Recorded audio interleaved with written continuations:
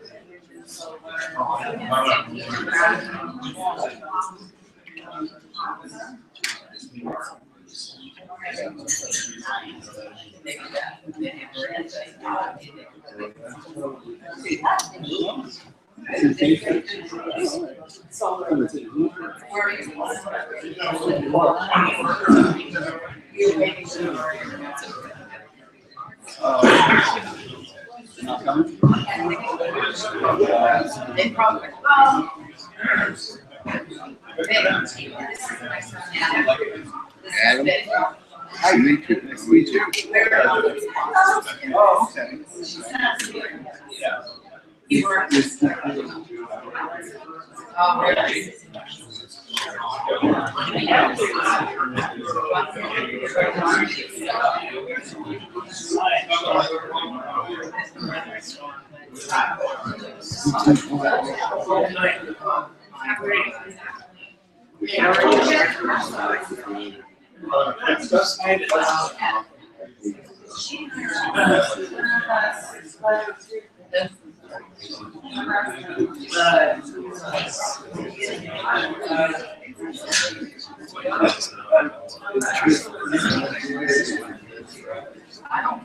Whoever wants to put in 50 bucks.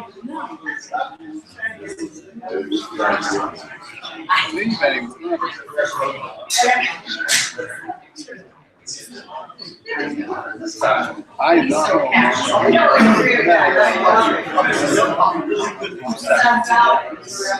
8 or 9. It's really good this time.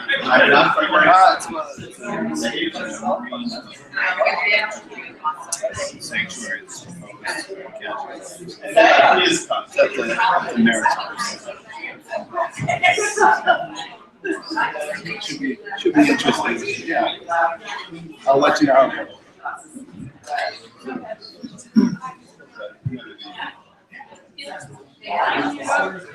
Yeah.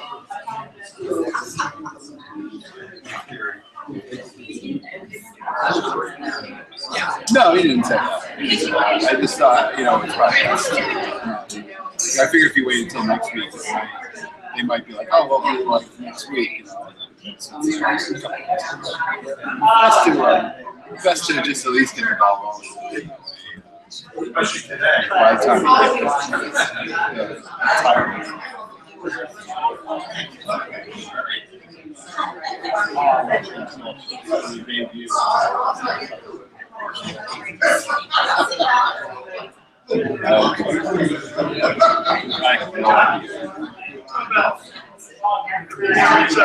Last time ago, when I was a first year grad student with Jim Haney, you were finishing up. So glad that you could finish the meeting alongside.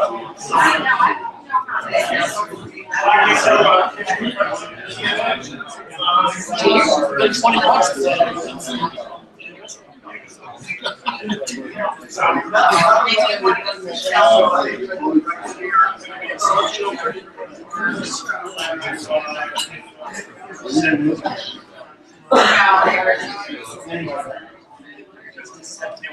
We never. Oh. They are. Oh, God. Yeah. That sounds like, right? It sounds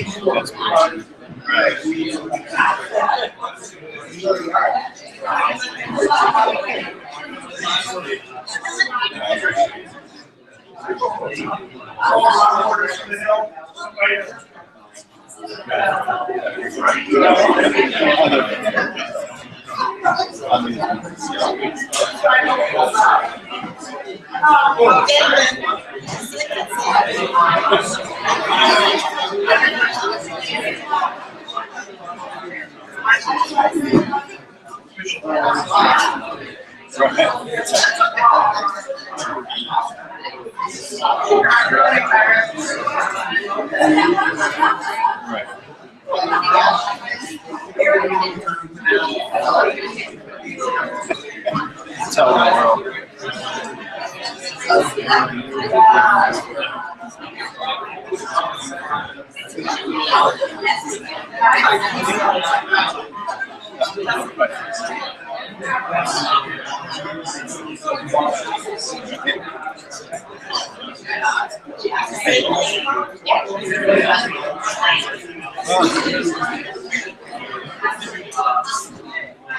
Oh, I remember that.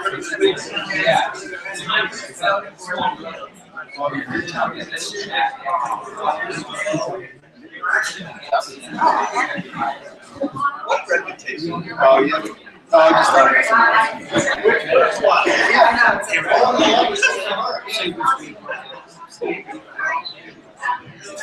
yeah, I'll talk to you later.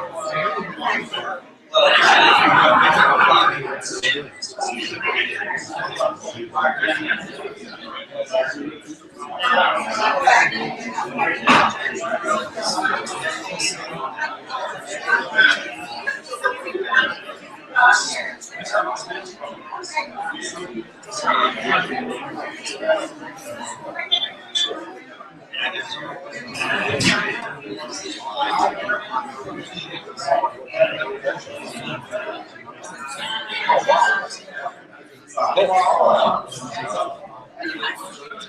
don't think there's any else.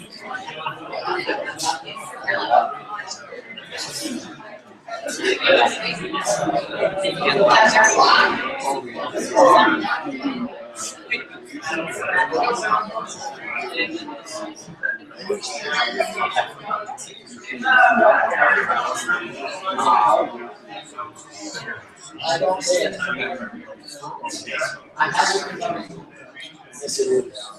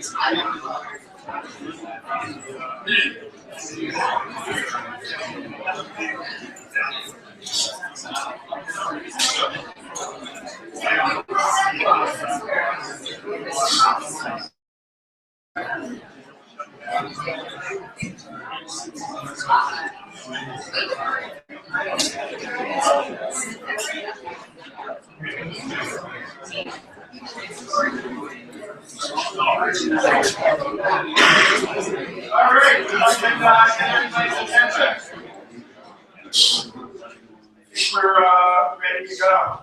So thanks everybody for coming out this evening on an actually cold winter evening after a very balmy winter. We're delighted that you're here to have listened to and participate in the discussion about the possibility of a national marine monument off of New England. My name is Tom Bell, and I'm the executive director here at Maritime Gloucester, a working waterfront museum and educational facility. Before we get going, a couple of items. If you need to use the restrooms are down the stairs where you came up and sort of across the hall, and it's a little hallway on your right. The bathrooms are there, and for exits, it's back where you came in, as well as there's an exit over here up the back way. I wanted to say, too, before we get going on substance, that these events are possible because of members like you and donors like you, and also corporate underwriting. There is a donation box when you first came in. We certainly welcome donations.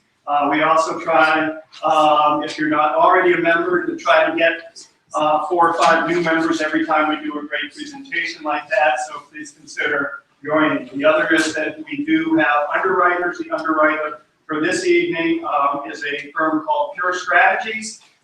Gentleman Tim Griner, who's a principal who lives in Gloucester. Pure Strategies is a national sustainability consulting firm, does work with Ben & Jerry's, Walmart, Stonyfield Yogurt, looking at how to minimize carbon footprints and green supply chains. And it's really one of the leading niche environmental consulting firms in the country.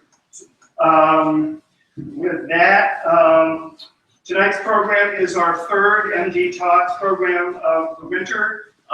Many of you know some of these characters up here. Vito Giacalone from Gloucester and the Northeast Seafood Coalition. Sean Horgan from the Gloucester Daily Times, who will be the facilitator, moderator of the conversation this evening, and Peter Shelley with the Conservation Law Foundation. We also have our privilege to have John Whitman, who's a professor at Brown University, and we connect way back to graduate school many years ago. And John is going to sort of start off the program giving us a science view, introducing us to the Cassius Ledge closed areas and the coral seamounts area, and talking about the biological perspective, why these places are unique. I want to say that it's important to say that there is no proposal on the table as it relates to the naming of the National Marine Monument. The White House has publicly stated that they are interested in creating more permanent marine life conservation areas around the country, and various scientific and environmental organizations, including Conservation Law Foundation, CLF, want them to consider these areas off New England because of their science value and the possibility of degradation through development and other activities. Other organizations, including the Northeast Seafood Coalition and various fishing organizations, have concerns about the implementation of permanent protections. Tonight is therefore a conversation, an opportunity to get educated around the issues, and it is not a public hearing. And one reason that we're having it here is that the role that Maritime Gloucester wishes to play, and I think plays well, which is as a place-based community organization. We want to facilitate these conversations. We want to have a very educated population around these critical issues of fisheries and ocean health, and we want to engage people in a future that makes a lot of sense for us all. With that, I also want to thank, before we get going, Melanie Marie Brown, who's put together these MGTalks this winter, and she's done a great job. So I don't know if she's here, but let's give her a round of applause.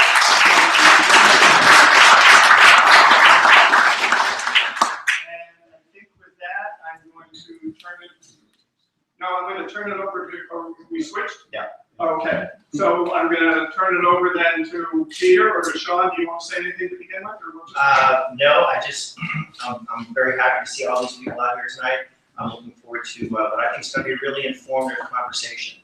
And we underline the word conversation. We're not looking for any real sort of debate. We're looking for people just to impart their wisdom on the issue that's ahead of us. And so we're hoping for the same civility in the audience that we will have here up in front of the stage. And turn it over to Peter. Sean, Vito, Tom, thank you for inviting me, and I'm sure this is going to be an interesting evening, and I'll declare myself right up front. I think this is a great idea. I think this is a winner. This is a winner for the region. This is something that we could do that would really be remarkable, and I encourage everyone to keep an open mind as I make the presentation. This is, I've been engaged in different ways with Gloucester since 1977, John, before John was even mayor. And I have to say, Gloucester has never failed to surprise me. It has been counted out, I don't know how many times, so probably 5 or 6 that I've paid attention to, and probably many more for those in the audience. And Gloucester always, not only doesn't get counted out, but it comes back with more innovation. So it's a town that I relate to as having a real spirit about it, a sense of history, but also an awareness that time goes on, and new ideas, wind turbines. You've got a state pier. You've got biotech coming into your harbor. You've got one of the most fabulous programs ever developed for interdiction of addicts with your police chief, modeled around the country. So I relate to this community with the highest level of respect, and we're not going to agree on a lot of things.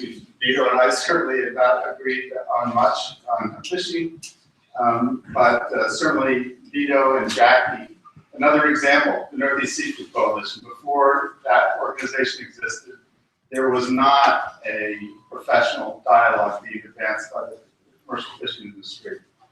That has all changed now. Whenever Jackie or Vito get up to the mic, I always listen at a fishery meeting because I always learn something. I don't always agree, but the level of discourse since Northeast Seafood Coalition has been here is just remarkable. So I want to first give you a little context on this issue. Let's see, blank. Not working. Sorry, my IT person is. Yeah, let me try to press that.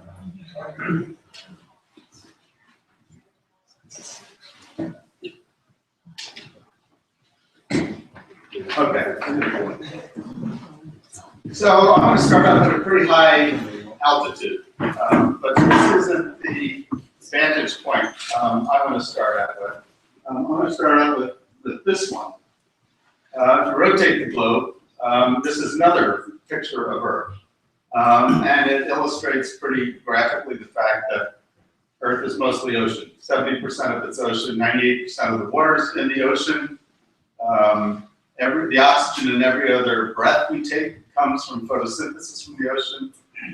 It's a very important component of the planet. It's the critical component of the planet. And I want to put another spin on the size of the ocean, and that is that it's finite.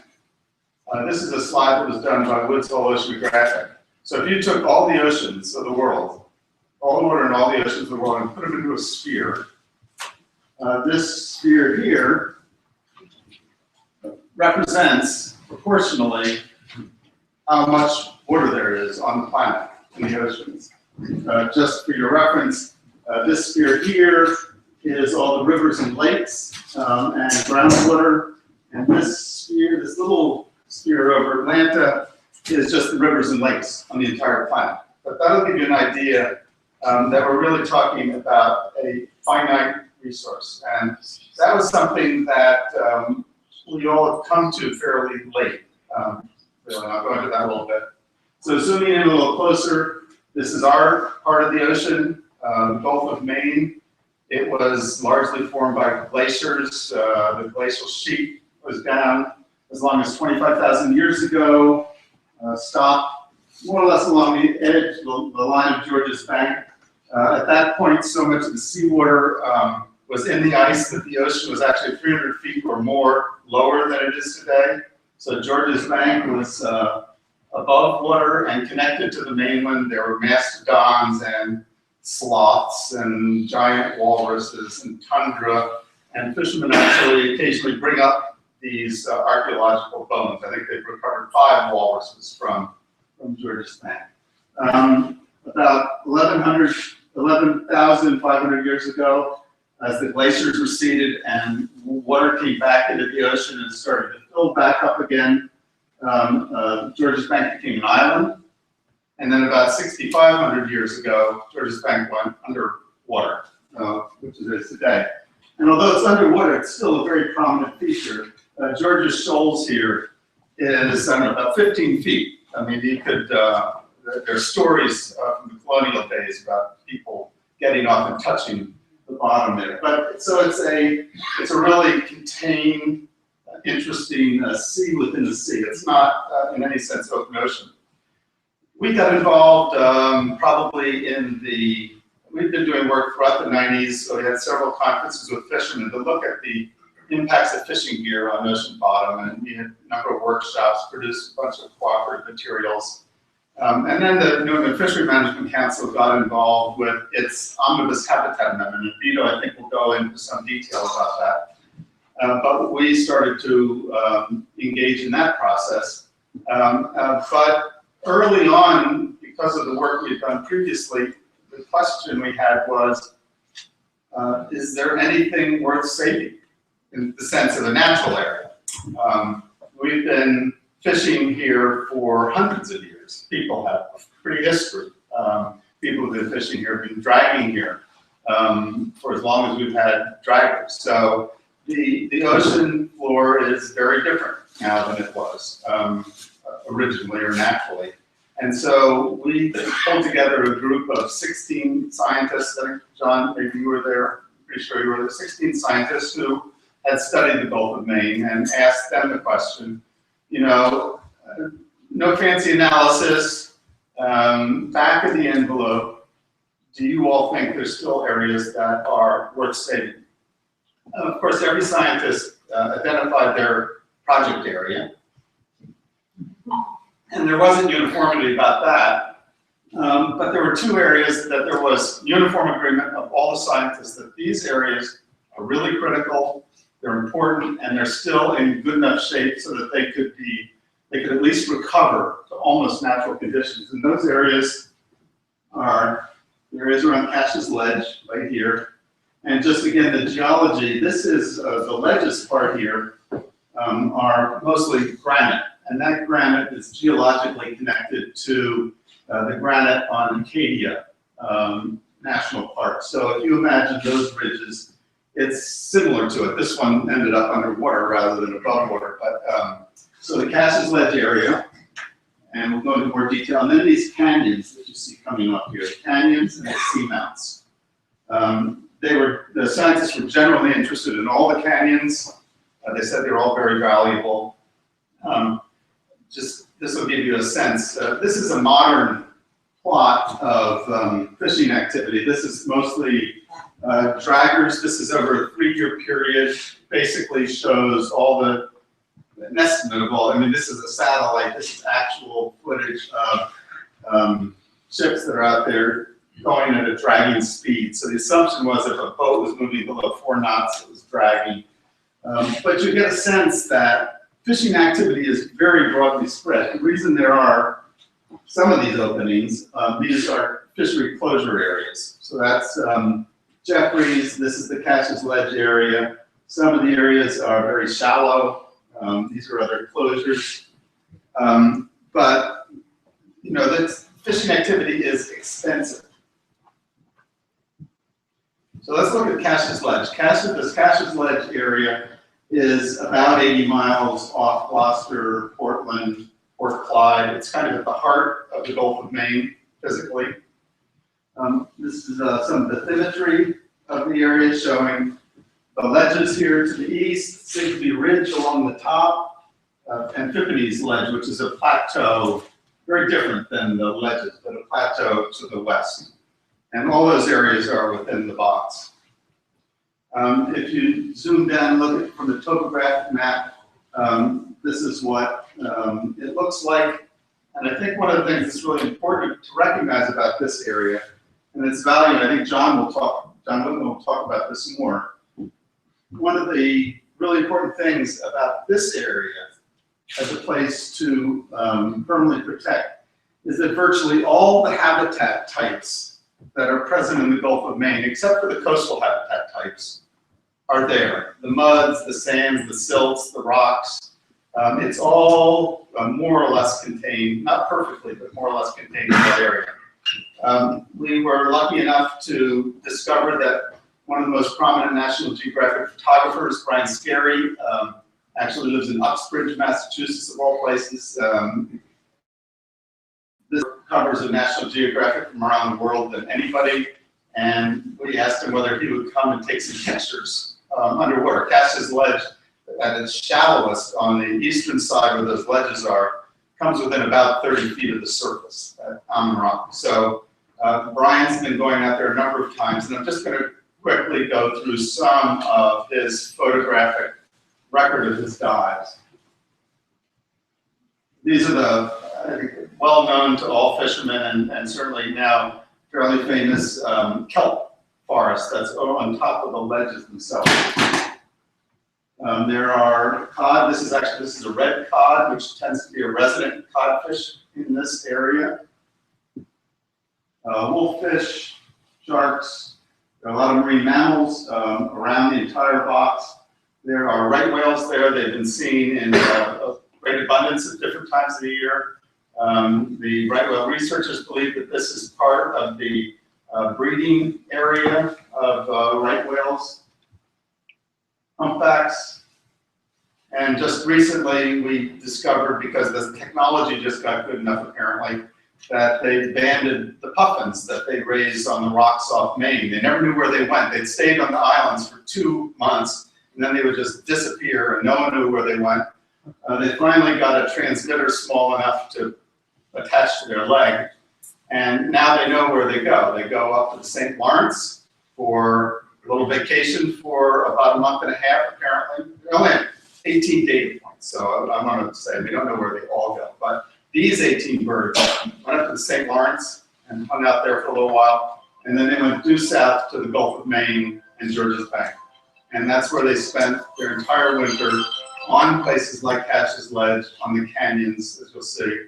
The young puffins actually spend 2 years out at sea before they come back and start to nest. But the adults will go back every summer from this wintering ground. So there are a lot of seabirds also in the Hatch's Ledge area. And a number of bird trips are taken there to spot seabirds.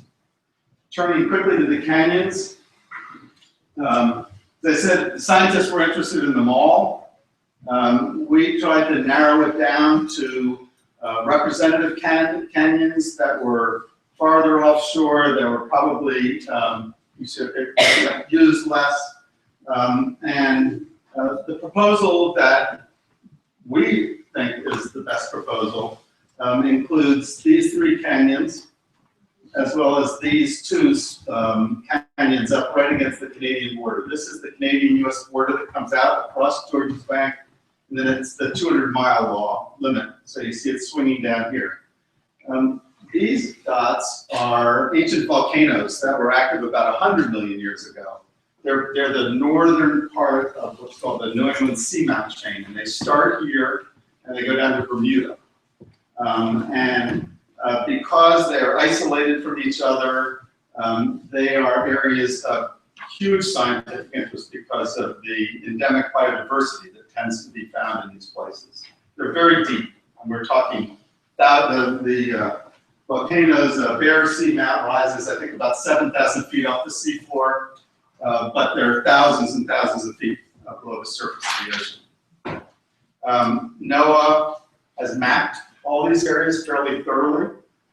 This is sonar mapping, and this will just give you an idea. This is a 3D representation of Bear Seamount on the left and Visalia on the right, to give you sort of a sense of what they would look like if you go down there. But one of the cool things that just happened was they brought their international exploratory ship called Okeanos to this area and spent a lot of time there 2 summers ago, I think now, lowering a high-definition camera down to the bottom of the ocean, thousands and thousands of feet, and exploring what's down there.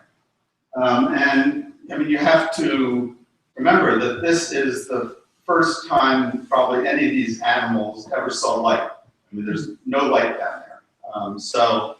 I have a few slides that illustrate the wealth of biology that's in these areas. These are the canyons and the seamounts.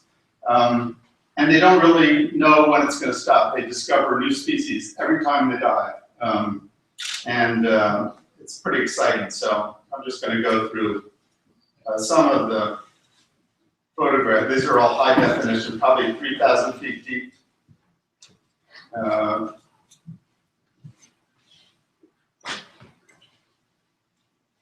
Some of these corals are probably hundreds of years old. They grow very slowly at those depths.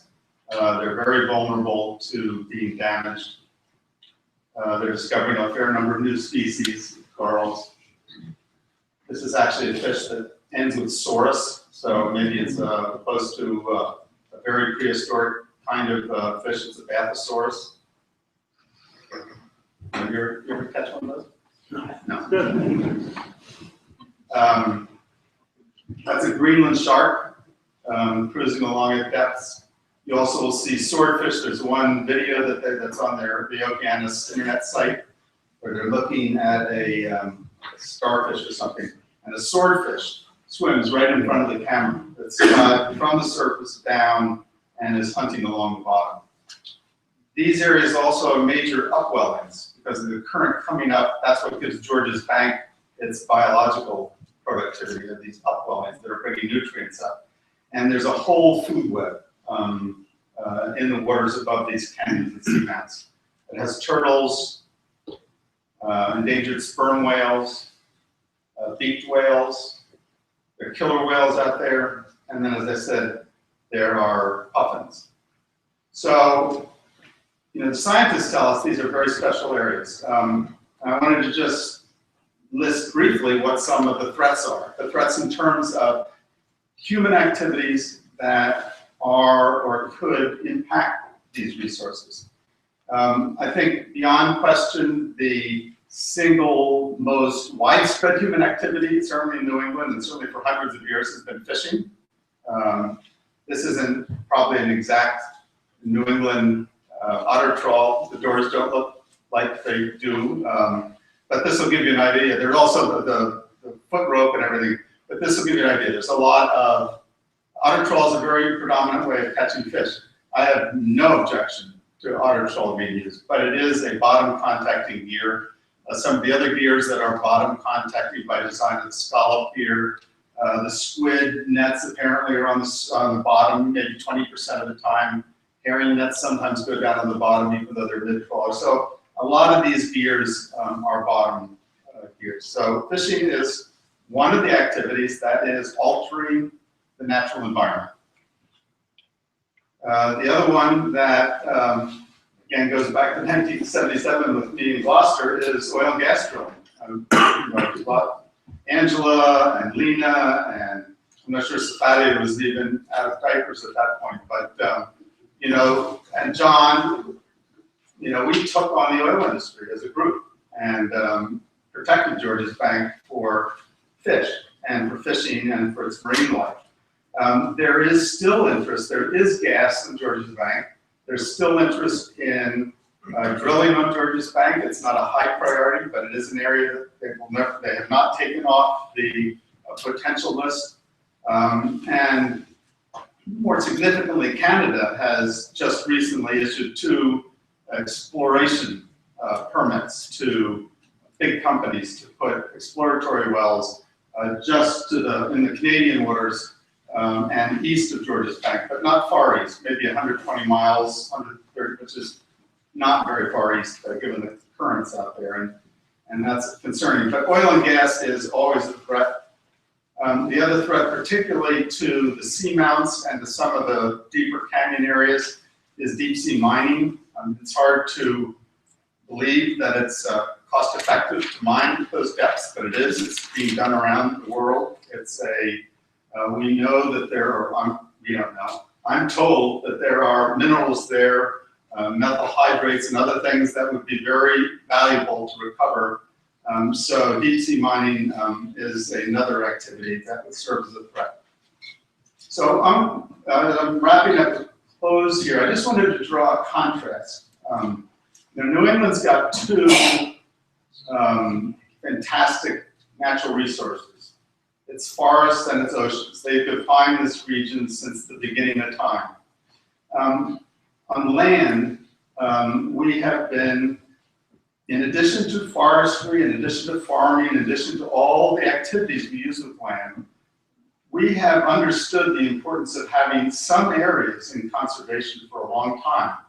The first land wilderness area was created by Ulysses Grant in the 1860s.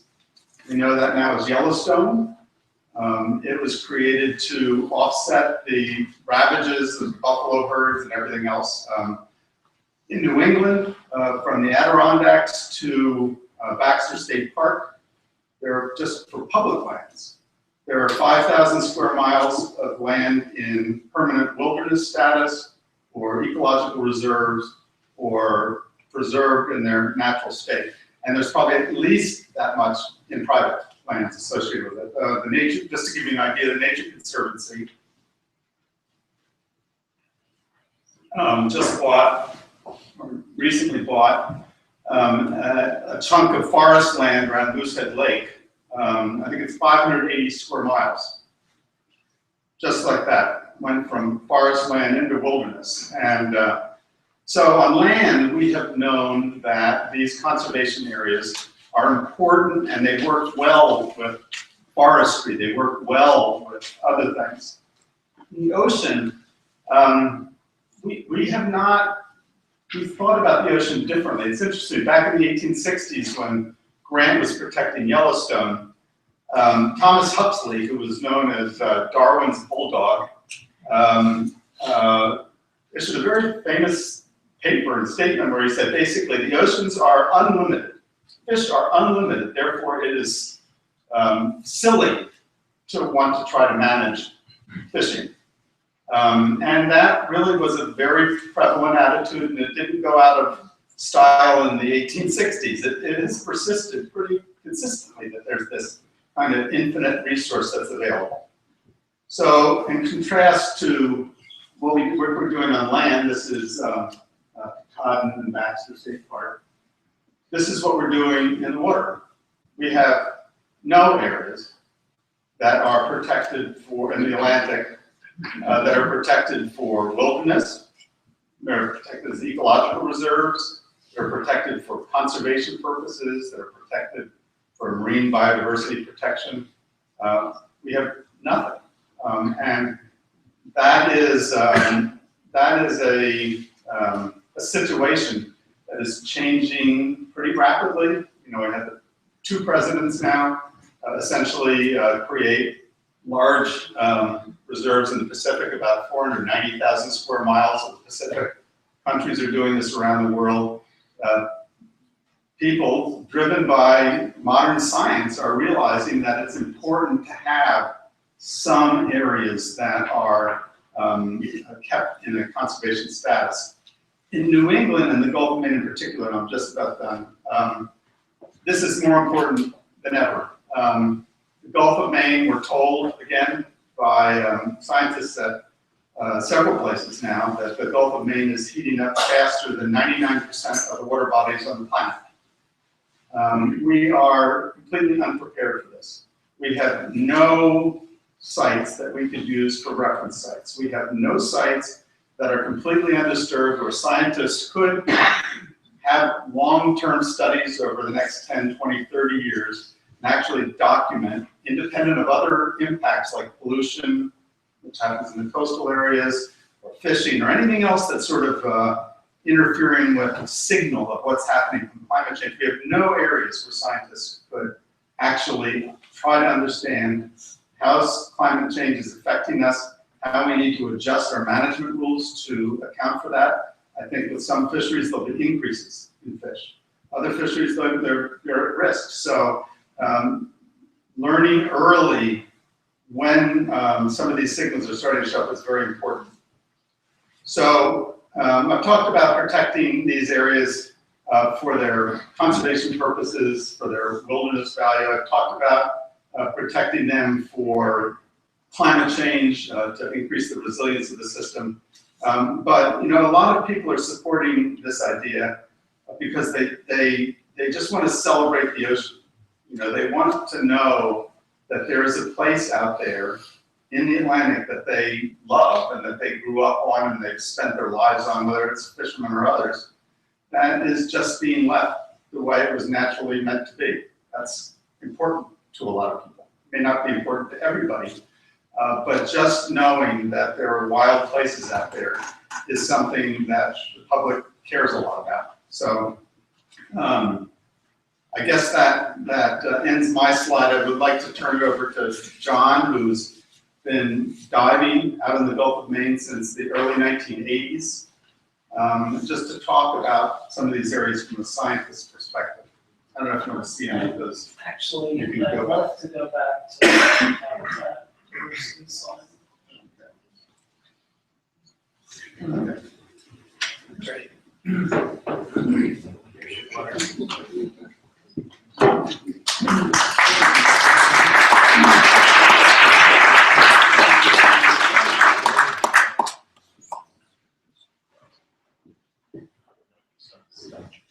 Thanks, Peter. That was a terrific.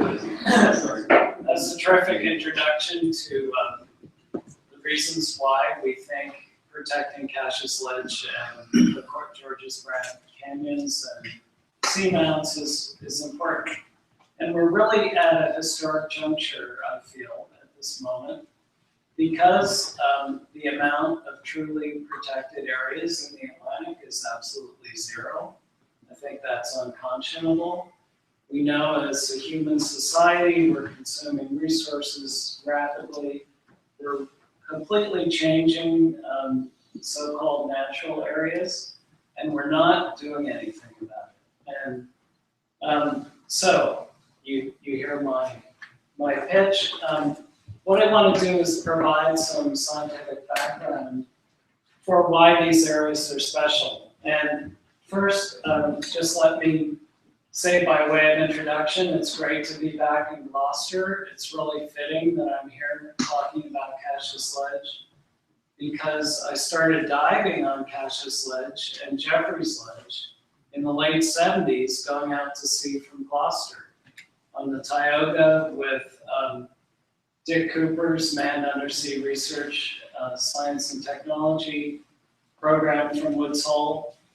And so, all told, since the late 70s, I've spent hundreds of hours underwater on Cassius Ledge, in submarines down to about 600 feet, many days of scuba diving on the top of the ridge down to 30 and 40 meters.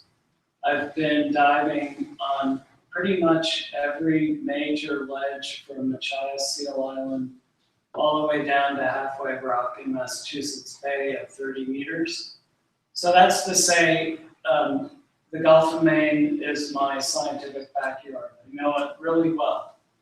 But just to give you, I have a perspective on the Gulf of Maine because over my career, I've been lucky to work in all the 5 major oceans of the world, spending significant amounts of time in the South Pacific.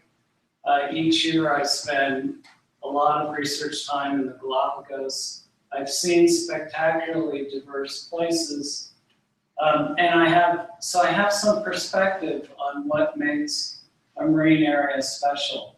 And so I hope you believe me when I say, as does Brian Scarry, that Cassius Ledge and the Coral Canyons and the seamounts are truly unique places. They're biodiversity hotspots, there's no doubt about it. Some of my papers have shown there's significantly higher diversities of invertebrates like sponges and bryozoans, and encrusting organisms, sea anemones at 2 sites on Cassius Ledge than at other sites at the same depth in the Gulf of Maine. We know say it's truly unique is wrong. It's unique. That's what the word means. There's no other place offshore of the Gulf of Maine that has a rocky ridge covered with kelp. And by covered with kelp, it's not just on Ammon Rock, as I've heard some people describe. It's everywhere, all the way down to 40 meters for miles north and south of Ammon Rock. And so, has anyone ever been underwater on Cassius Ledge? Has anyone been diving out there? Okay, so I don't have any slides other than this. So I just want to kind of paint a verbal picture of us diving from the rocky ridge down to the deep basin and describe what you see. So you've seen pictures of the kelp. It's a spectacular kelp forest. The kelp are up to 6 meters tall. We've measured them. We've scraped areas for biomass. There's 4 kilos of kelp per meter square. Okay, so that's like, 9 pounds of kelp. In the coastal zone, if I was to dive off here, say Thatcher's Island or some other ledge at the same depth, there'd be about 100 grams per meter square. So we're talking orders of magnitude higher kelp.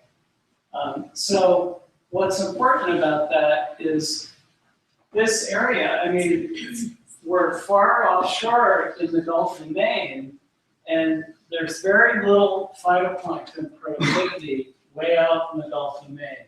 If you look at these satellite maps of chlorophyll, you see really high concentrations in the Bay of Fundy down around off Cape Ann down through the Great South Channel. The water column in the offshore central Gulf of Maine is kind of a desert when you look at it from space. Until you go underwater, what happens is there's a mid-water plankton layer, a chlorophyll maximum layer, it's just pea soup, and you can't see it from the surface. It's down anywhere between 15 and 50 meters. And this plankton layer comes channeling down the Gulf of Maine and is over this area of Cassius Ledge, and it gets yo-yoed up and down 8 to 20 times a day, bringing all this productivity down to the bottom. And I've studied this, and it's just remarkable. You can see these layers of green water. And so the topography of Cassius Ledge intersects the water column, and it's Cassius Ledge, this whole area is a productivity engine that sustains the offshore Gulf of Maine. So just continuing with our dive, the kelp peters out at about 40 meters, which is, we believe, the deepest depth for kelp in the entire North Atlantic because it's far offshore and clear. The kelp break down into fine particles and provide nutrition to the animals living in the basins. So there's connectivity from the top of the ledge. So the food webs at the top of the ledge are connected to the ones at the bottom. So it's a very holistic, dynamic ecosystem. There's shrimp and scallops down here. So it's like, it's been called a mountain chain. It's really not a mountain chain. It's a ridge. It's a ridge that's 720 feet high, but it is the most significant offshore feature, topographic high in the Gulf of Maine. So it's a sloping rock slope down to about 60 meters, 70 meters, smooth granite covered with algae. They're big basketball-sized sponges. They're vase sponges. It's a really delicate environment. They're big carnivorous sea anemones that are this big. Maybe you've seen them coming up in the trawls. They're rosy pink. They eat shrimp, and they have really powerful stinging tentacles. And then it's like you're hiking in the White Mountains. You're on a steep slope, you get to the bottom of the slope, and there are lots of boulders and cobbles. It's a talus field. And so that's another habitat. So we've kind of gone through 3 habitats so far. And then eventually the rock peters out into sand and gravel. And you get a different, so each of these types of habitats has a different group of organisms that specialize there. And eventually you get into a muddy basin, and there are these big tube anemones and worms that have giant axons in them, big tentacle crowns, and then retract really fast. And there's shrimp, scallops, and the same is true for Phippones. So it's basically the same type of community. So the thing that's wonderful about this is that this high habitat diversity, all these different types of habitats in a small area, guarantees high biodiversity. Even if I've never been underwater before and I saw all those habitats, I would say that's a hot spot. And it's been shown in ecology 1,000,000 times in forests and deserts, everywhere. If you have high habitat diversity, you have high species diversity. So I want to talk a little bit about the water column because the bottom isn't the only thing going on.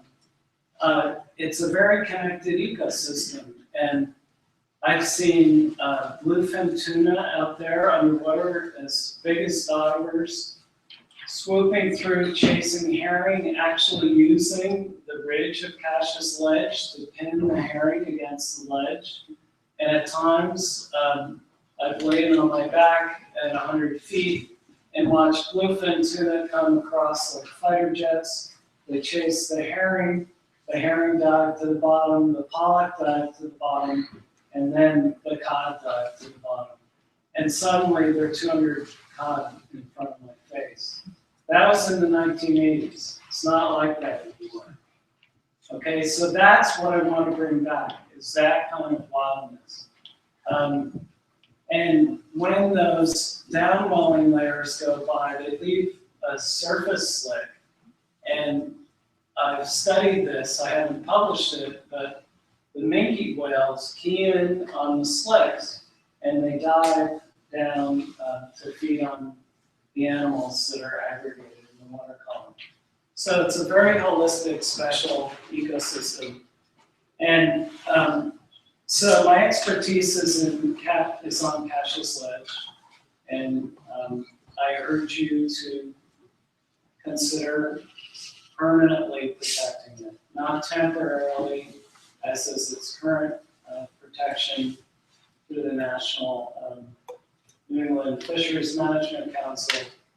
We want this place permanently protected, and really what this is about is leaving something for our children and our grandchildren that's wild and special in the Atlantic Ocean. Thank you.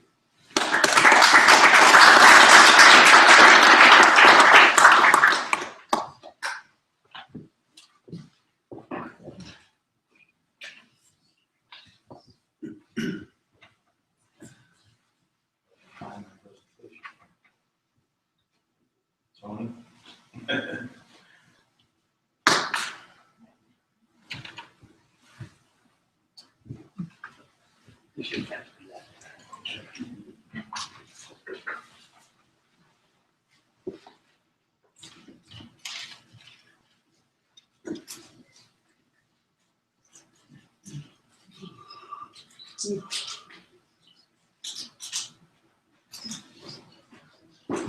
Okay, welcome everyone. I want to basically give you an overview. I mean, we've heard some passionate descriptions of Cassius Ledge. I think, John, was helped by a lot of the stuff you were saying there. But I think the stories of fishing folks on Cassius Ledge and the wonderful trips that were spent out there. I do question. I think it's important. I enjoy the fact that we have a scientist here, because a scientific basis for anything that we do is what's going to be important. And one of the concerns I have is what we believe has changed on Cassius Ledge since 1980. If anything, there's been a lot of protections actually that's happened. So it's a little bit concerning. As far as process goes, is a national monument executive order the correct thing to do at this point, especially after there's been a quite lengthy process for protection? Cassius Ledge has been protected since 2000, and it's quite large. It's much larger than the kelp forest or the ledge itself. We've done that through the Omnibus Habitat Amendment. And the Omnibus Habitat Amendment, the reason why it's omnibus is all fisheries controlled by the National Fisheries Service that would interact with that space is going to have to abide by. In other words, it's all encompassing the protections, and mostly it's a mobile gear protection. The MN Rock area is actually protected from all use, and it's a pretty sizable area, about 6 square miles, and it goes deeper than the I think you mentioned 40 meters for the kelp. So that process went on for about 10 years, 8 years in earnest, and it took about the first 5 years to develop a scientific model that could determine just what does need to be protected and what scientifically is there a way to come up with objective methods and models to do that. That took quite a while to get to the point, and they developed a method to do that. It was called the SASE model. But then there's, so we're looking at the process of the Antiquities Act from a fisheries standpoint after during 8 years of that process. CLF and a lot of the folks that are advocating for the use of this right now, we're involved in that process. And the feeling from the fishing community is this is sort of an end run to it. Well, the process got what it got. It was actually quite a sizable closure. And we've fishing communities have conceded to that at this point. And so, you know, this, and we haven't talked about delineations yet. But exactly, it's the first time actually, Peter, that any of us have seen a delineation, which is the existing Cash's Ledge closure. So it seemed like it's been in a vacuum. It hasn't been talked about. It hasn't been really a process for looking at the areas and justifying them, both whether it's scientifically or for any other justification that someone may have. And then the seamounts is sort of a preemptive. One feels like in going around, you know, well, we finished the process of 8 years of a lot of public input, a lot of public comments, a lot of testimony, a lot of direct involvement in the scientific bodies and plan development teams. And then we settled on a democratic process that, you know, the ink hasn't dried on it yet, hasn't been approved. But it did go past the first, the council process, and it's at NOAA as we speak now. While it's at NOAA after an 8 or 10 year process, we're looking at facing potentially this going around and being a permanent protection. That's one. And the seamounts have already initiated an amendment process to get into the deep sea coral, the science of that, rather than just say, this is just a big area that's wonderful and special. Trust us, President Obama closed it permanently.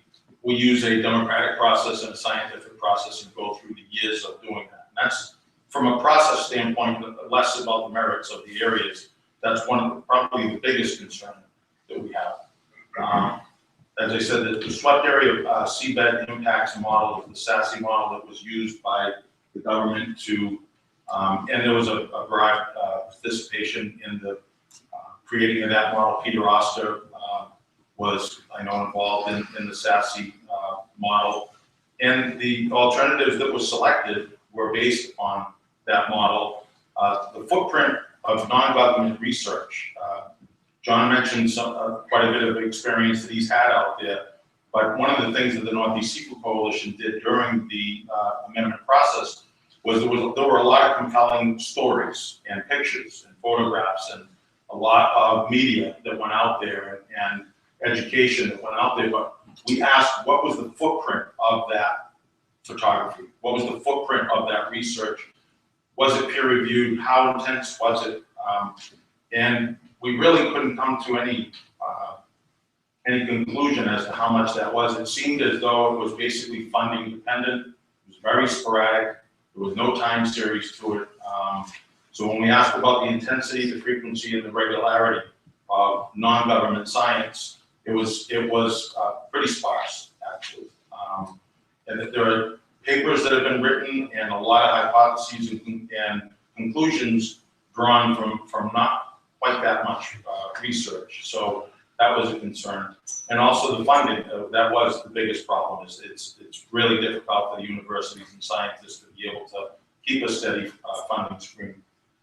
The climate change and the effects on the Gulf of Maine, done some research over the years and looking at this, and set aside the issue of climate change and the warming in the Gulf of Maine. That's measured, that's done with a thermometer. I mean, it is what it is, right? So let's set that aside. Let's accept the fact that the climate is changing. But from this perspective, from fishermen's perspective, the stocks are not moving. And when you look at all of these websites and folks that talk about these research, they use justification of evidence being what they're seeing in these very sparse research that they're doing. One of them is that stocks are moving east and into deeper water. The cod, the haddock, the pollock, the hake are leaving the area, and something new is coming in. In the Gulf of Maine and Georges Bank, there have not been regime shifts. That's what that is, a regime change, where you used to find haddock and cod, you're now finding black sea bass and stuff. It's not happening. So that would show in the landings, that would show in the fishermen. So there are things used to justify the huge impacts that are happening in the Gulf of Maine from climate change, but we're not seeing it in those. Now maybe they're measuring in zooplankton and the different organisms that fishermen aren't seeing. But it's very difficult for the fishing community to buy into something when they read that the cod have left, the haddock have left, when in reality they're still here. We're finding them in the same places, in the same densities as we always have. And the variability in catch is a cyclical thing that, you get a couple of years that it's bad, and that happens to be the time that everybody says, see, the cod have left. But then as soon as you tell them, hey, they're back, nobody responds to you. No, they're not. It doesn't fit the model. So the gap between the model and fishery independently derived assessments, because that's really what we have. Fishermen's data is not used to determine the size of the stock, with the exception of how much fish is coming out. All the fishery dependent data these days is only used to determine how much fish is removed. It doesn't inform how much fish is actually there and how much fish is in the ocean at any one point in time, or how productive that fish stock is. So that's a problem, and the gap now between the model and fishery independently derived assessments has never been wider between what fishermen see and what these independent models are seeing. So that's a real problem. And when we're talking about fishing community buy-in to something like this, it's really difficult to know that the only way you have to buy into this is in the context of your stocks are in disaster. And the disaster is fishermen are trying to avoid fish that the government's saying doesn't exist. Even recreational fishermen are now saying, what the heck happened? There's fish are all over the place and we can't get there. Wait a minute, let's get a national monument out there and bring the biodiversity back. So fisheries management and cash disclosure. We were under an effort control system, and I think that's something everybody should understand. The closure that we have on Cash's Ledge was done as a mortality closure under the old effort control system. Prior to 2010, we controlled fishing by handicapping fishing. I think Peter and a lot of folks on the side of look, we got to get more accountability. We got to have a more direct control of fishing than just handicapping fishing. We agreed with that. But the big fear that we had of getting out of the old effort control system was that it had to rely on good science. You can't have an output control. You can't say this is the only amount of fish that you can catch exactly on every stock unless you can forecast it correctly. If you forecast it incorrectly, and we always did, humans have yet to get a handle on how to get the right estimate of how much fish is in the ocean at any one time on those 19 stocks that we harvest. And once you go to an output control system, what's happening to the fishery, what's collapsing the fishery is the fact that the science can't get those numbers right. And we have such an accountable system now through an output control that it reduces the quotas and you're instantly out of business without even going fishing. So that's the effort control system is what brought us the Cash's Ledge closure that you see today. Not habitat, not biodiversity, because that was the fishing grounds. That's where people caught the most fish. And so they took the areas, not just Cash's Ledge, we had a series of closures in the effort control system. And if you look at them, they took all of the vessel trip reports and log books to say, that's where I was catching my fish. And those were the areas that and a lot of fishermen offered that. It's like one way to handicap us is to not have caches open if we're trying to protect codfish. That's what was happening. Because the only thing that was controlling us was the days to sea that were allowed. So a lot of the folks that were involved that are now pushing for the monument, we're telling folks that you really should let go of the effort control system, go to a direct output control system. If you hit any one of those total allowable catches, you got to shut down. That's what made fishermen nervous because we knew the science wouldn't get it right. But once you do that, you won't need all these silly effort controls and closures and stuff like that. So that's another scorn, you know, for the fishing industry in this process. So in 2010 we changed to an output control system, and then we had the Habitat Omnibus Amendment that was completed. Seems like forever, over a year ago. We're still waiting for the government to get into it. So getting to catch wedge from the fisherman's chart. Look, I left to point at it. This is the habitat management area, which is about 125 square miles, 16 miles long. This is the area that's closed to mobile gear, and as far as we're concerned, that's permanent. I mean, this whole area has been closed, and this has been, actually, it was a larger area that was the habitat management area. It got slightly smaller, and then we added Fippity's Ledge, which is correct, it's more of a plateau. And the depths, these are fathoms, so that's 40, you know, so this is basically double that would be your meters. So the area that's encompassed is not only the kelp forest and not only that 70 meters, it's much deeper than that. It's 85 fathom is 180 meters or something like that. So this is in the basin. This is all the biodiversity that everyone's, you know, that John was talking about, that he's actually seen. And here's your basin mud, which is, in our view, not unique to any of these areas. In fact, Three Dory Ridge, Harvey Blacks, there's a lot of ridges that are very similar to a lot of the stuff that's here. But because you have a ledge here and you have this ledge, these basins in between the ledges are usually fishing areas. But as far as them recovering or not recovering from the impacts of trawling, that's what we had an 8-year process determining. There was a lot of deliberation of that on that. There was immense amounts of analysis done, certainly more analysis than could ever be afforded by any struggling university trying to get enough funds to continue to do research. The large area is 1,320 something square kilometers. It's a huge area. You know, this tip right here is about 60 miles from Cape Ann, from Gloucester. This is another 20 miles. So it's a really big closure that we have right now. This is all for mortality. None of that under the SASE model, the swept area seabed model that was created by the scientists with the best information possible. They were able to use all the research that came from every university and every scientist anywhere that did research. Their stuff was front and center and used to develop the SASE model and to develop these models. So it wasn't ignored, it was all incorporated into it. Fishing had very little input into that because that was the technical aspect and hiring scientists. That wasn't something we were doing at the habitat level. So we had to sit as stakeholders and wait, and when they came up with some comprehensive ways to evaluate it and charts and these little color-coded things that we used, industry collaborated, the Northeast Seafood Coalition, and then we got the Scallop is another mobile gear that's used, the Scallop Dredge. So we worked with those folks and said, look, let's be scientific as much as we can. Let's utilize the work that the government's done, and let's look at the closed area, the swept area seabed model, the SASE model, and come up with the ones that seem to be the firing, we call the hotspots. And let's propose the closures around those. Let's utilize, their information and concede to those. And that's what we did. This area only got closed, and this is my opinion, Peter, my turn to talk.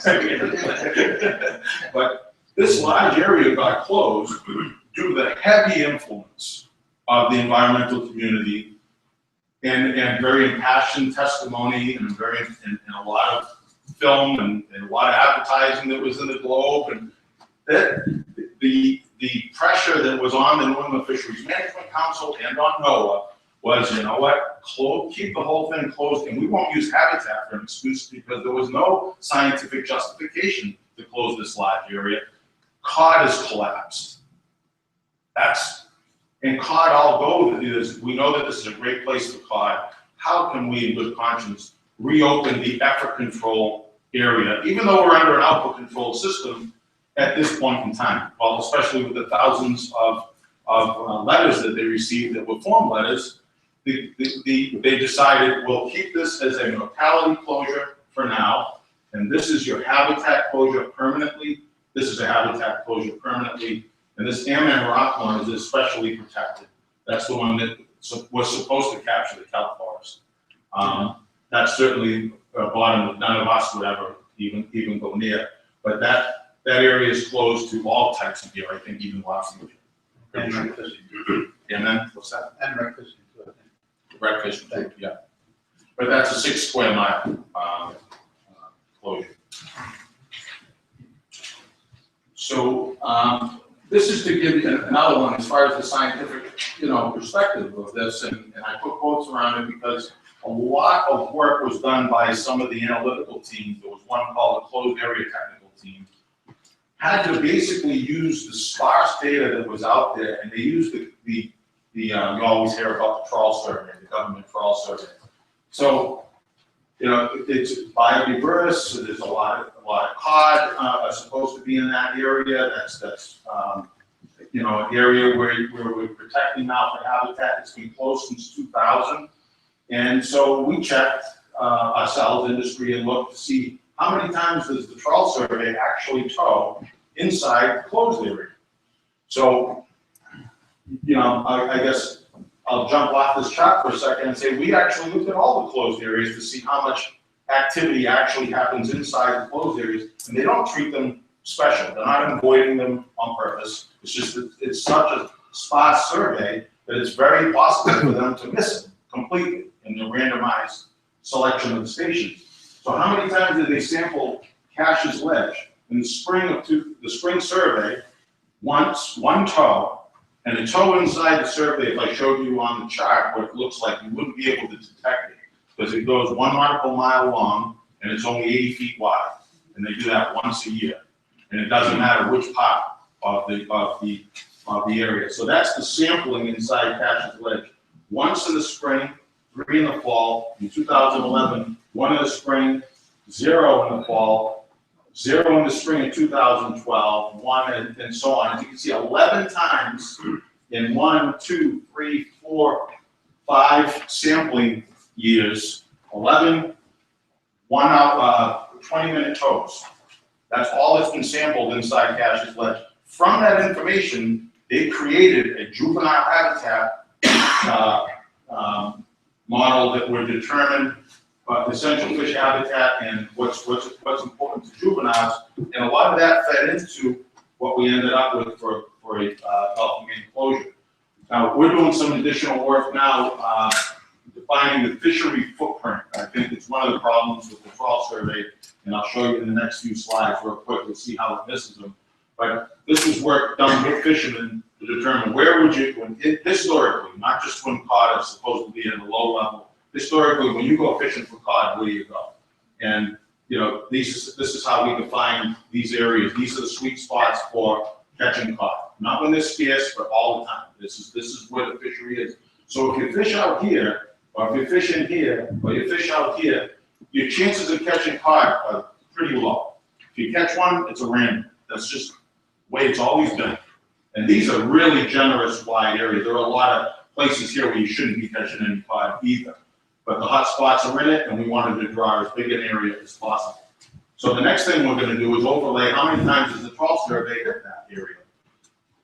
Reason I'm getting at this is a lot of this stuff, they're trying to convince folks that we need to close some of these areas because we're going to get a more productive ecosystem. How are we ever going to know if we don't sample? We're missing. The method that we're using, look, see, there's the year that we had the most survey tows. There's the 3 fall surveys and the 1 spring survey inside the Cash's Ledge. Then they hit it once, the spring. I mean, these are the areas that we're talking about as special. And we don't even look for the very stock that we're using as justification why we need to close the area.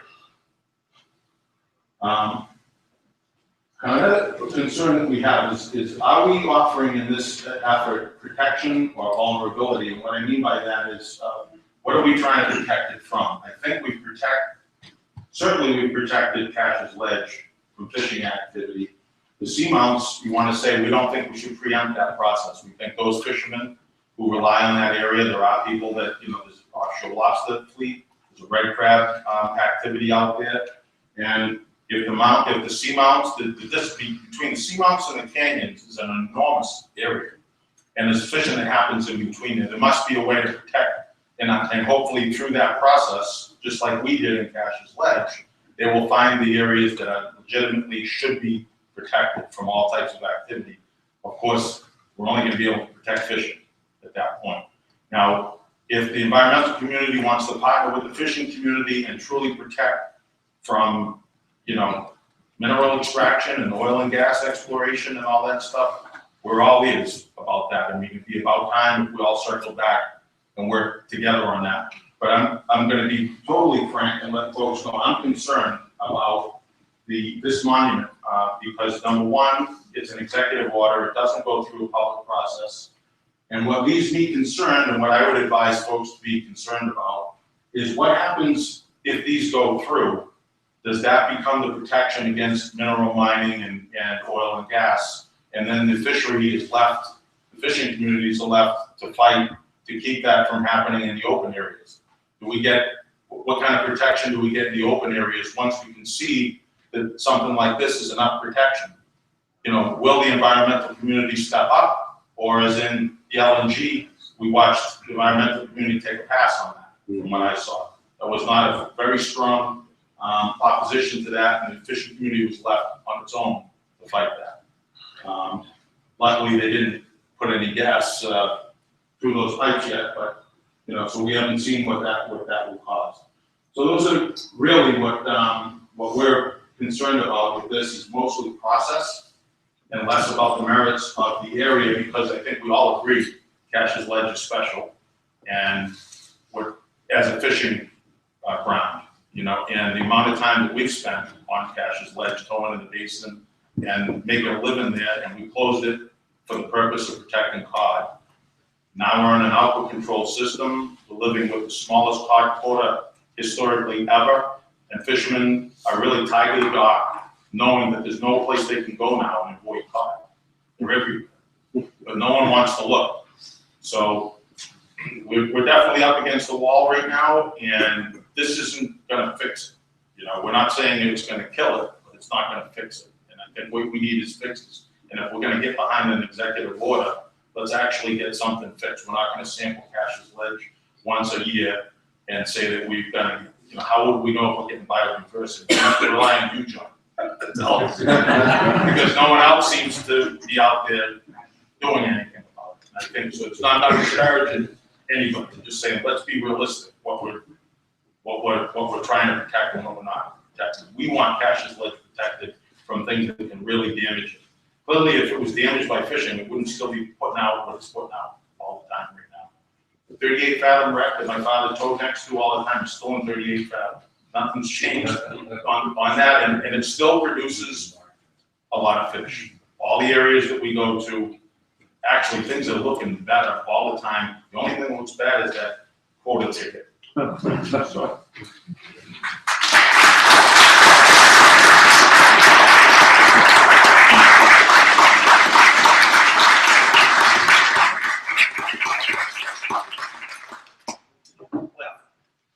Had a lot to think about.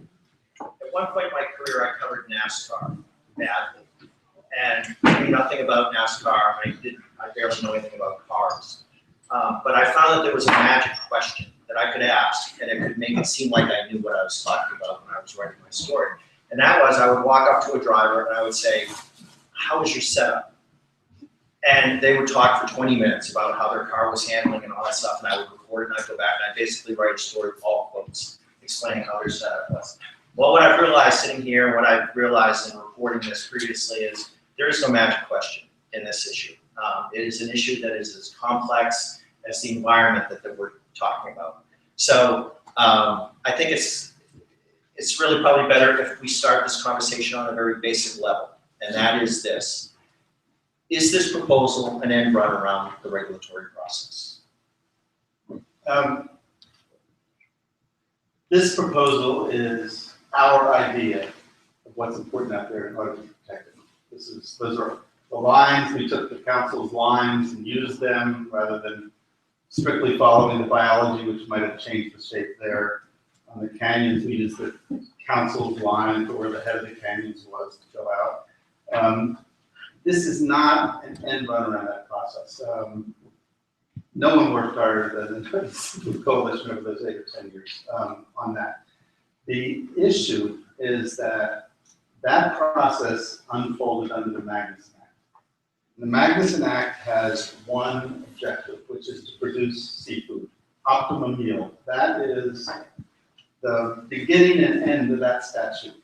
And it's a good statute, it's an important statute to have. It does nothing to protect whales, birds, sponges, corals, anything else.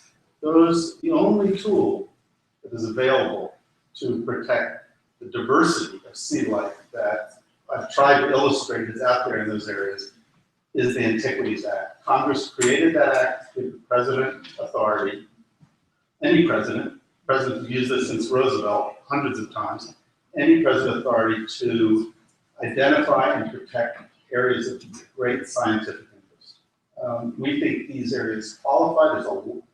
There are more questions than answers for any place in the ocean, including these places. So it's not like I or any of our scientists have answers to all of those questions, but the scientists know that this is a special place.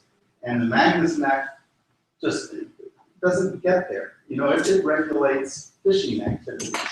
Out on the canyons and seamounts, it doesn't regulate oil and gas drilling. It doesn't regulate deep sea mining. It's focused just on fishing. And so what we're trying to encourage people to do is think about how cool it would be, just theoretically, to have a place out there that was just a refuge for everything. And one of the lucky things, I guess, for lack of a better word, it's hard to use the word luck in the fishing industry in New England in the same sense, but one of the lucky things is this area has been closed for fishery purposes, exactly as Vito laid out.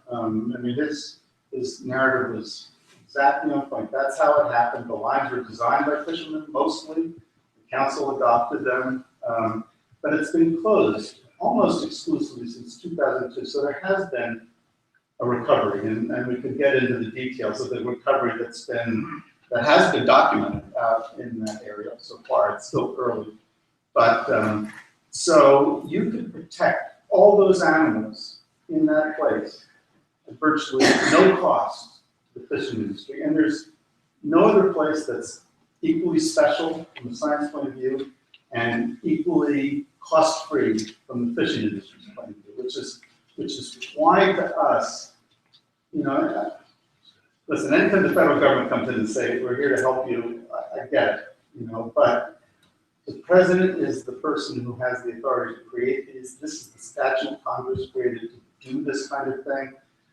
There is no process in the statutes. I guess in the 1900s, they didn't have an Administrative Procedures Act or anything, but so there's no process. And it's what the White House decides is necessary. There is a comment line that's open that people can send in their concerns, their questions. Ultimately, the White House will make this decision. And within that process, which is really a political process, where are we? What is the role of the environmental community? Has there been an extended lobbying system, or has it been a more of an amorphous approach? Well, and what are you hearing from the White House? We're not hearing anything from the White House. Which makes you they don't fairly exclusive, I think. They don't talk to us about their plans, but this is reality. We are trying to educate as many people as we can about these sites and why they're important. It's not just the environmental community that are supporting these areas. There are faith-based communities, there are marine businesses, there are high-tech businesses, and these aren't people that we twisted their arms. People think that a lot more is protected out there than actually is. And as soon as people realize that there is a place that needs protection, we respond to it. We, President has said in last June, after he did the Pacific protections, that he was interested in doing more. He thought they were a good thing for the country. He thought they fit in well with other marine activities that are going on. And so we're, I guess, taking that at his word and trying to show everybody why they should support this, why they should be writing into the White House and encouraging the White House to exercise that authority. From the perspective of the proponents of this idea, of this concept, is it a zero-sum game? Does it have to be caches and the seamounts and canyons, or could it be one or the other? It could be nothing. I mean, But what would be the preference of the I think that these areas are all different. And they all capture things that are really uniquely available. They're not areas like this anywhere else. There are the canyons. There are other places. There's nothing like Cassius Ledge, I think, as John pointed out. There are no other seamounts. We think we picked some canyons where there's very little fishing activity. Most of that box is below fishing depth. I think the Cassius Ledge box is about, that one that's up there is about 1.5% of the Gulf of Maine, to give you, that's a big box. It's 500, 50, whatever it is, square miles. But the Gulf of Maine is 36,000 square miles. So this is a piece, but it's not a huge piece. The canyons, if you just look at sort of the fishable areas, shallower than 600 meters, say, which probably the depth at which crabbing stopped. I don't know exactly. It's hard to get information on this. About that, say that depth. That's about 1% of that shelf resource. Fishing has got access and control of everything else. We think that this is a really great package that captures a lot of very unique biological features that have made New England oceans really the resources they've been.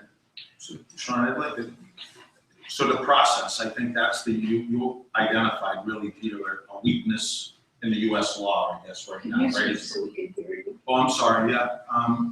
To the process, Peter talked about, there is no other mechanism, I guess, in place right now to really, truly protect something unless you get an executive order.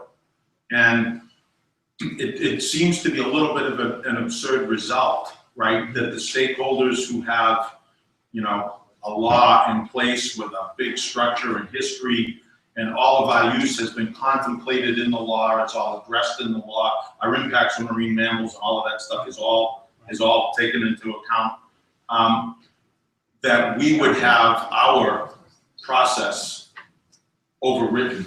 You know what I mean? Yeah. That it just seems absurd that because we have a bunch of potential threats to the ocean that we all care about, that the US law, executive order should be put into place to put a process in place that wouldn't allow a permit to be pulled, for example, for, mineral mining with a stroke of a pen. You should have to go through what we go through to open up a little fishing ground, right? And so it just seems counterintuitive to say that we're going to celebrate using a process that we just got finished with 8 years of science and stakeholder input, all of us, participating in the process, and then close the area with the knowledge that we're going to have the opportunity in between some of those cherished areas to maybe return to fishing. Right. And because we're anticipating some other permits or uses coming in, that we're going to use executive order. And we know, this is a political thing right now. Obama administration's made it clear, and they wanted to announce it in Shelley. They want to do this for a legacy, and we get it politically. We all understand the politics, right? But that's it at face value, because if what's the weakness in the law is that we don't have a parallel process for those other uses, then we better get one. Yeah. That's what we should be working on, as opposed to, that's my opinion, as opposed to having the fishing community feel like we just went through a mock drill, all the work that we did, all the collaboration, all the work we did with the other fishing groups to come forward with something that was scientific and not economic. You know what I mean? It was, we took the economic hits by trying to do the best we could with that. And now it gets trumped, you know. That long run. It gets superseded. And this is, just quickly again, this is the process Congress set up for this. It's a mechanism that is meant to allow a president to move quickly, not get caught up in a long debate about whether this should be done or not done. There are not most, but a lot of the national parks and other places we have now first started out with this process. You know, if you're going to have, anyway, this is the process Congress has picked. And just so people would understand what would happen if this happened, you know, the next, the sort of the parameters of what activities would be allowed or not allowed would be determined by the White House. Would be in the designation itself. Typically, land or water, the activities that are inconsistent with sort of protecting and advancing the scientific reason for created in the first place are prohibited. Right. And other activities like navigation or other things typically would be allowed.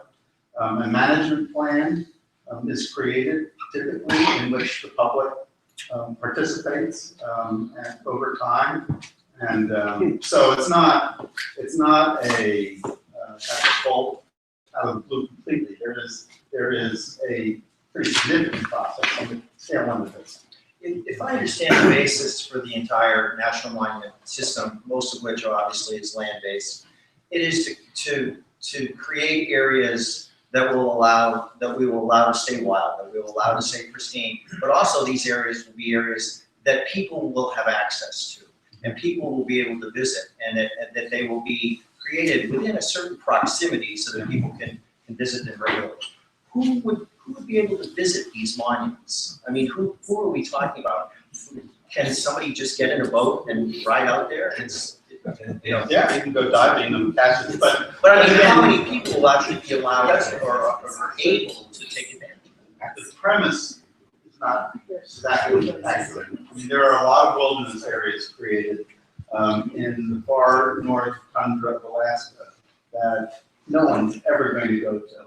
But people in Ohio felt good about it. They liked knowing that there was at least a place up there that was going to be kept in that state.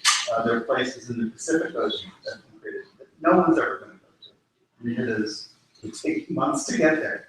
No one's going to go, but they serve their science purpose. They're protecting the resource. They're keeping the biodiversity there, and that's really the purpose of the monument. It's not the National Parks Act. It's not focused on providing people with recreational opportunities. Although I have to say, a lot of the whale watch operations in the region are very supportive of this approach. It gives them an aquarium, so it gives them something to talk about.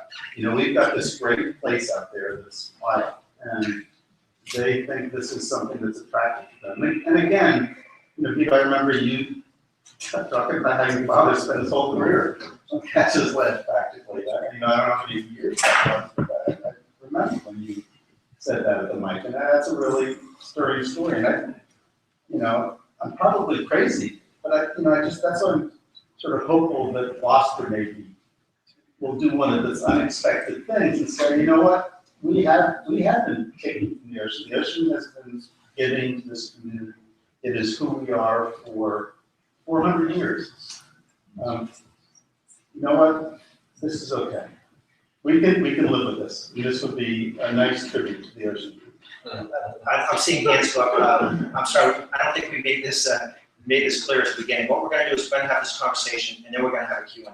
So if you could just hold those questions until we get to that point, we'll try to get to you then. I know we're probably running a little late, as these things usually do, but I think people are still pretty into it, so we'll just keep going.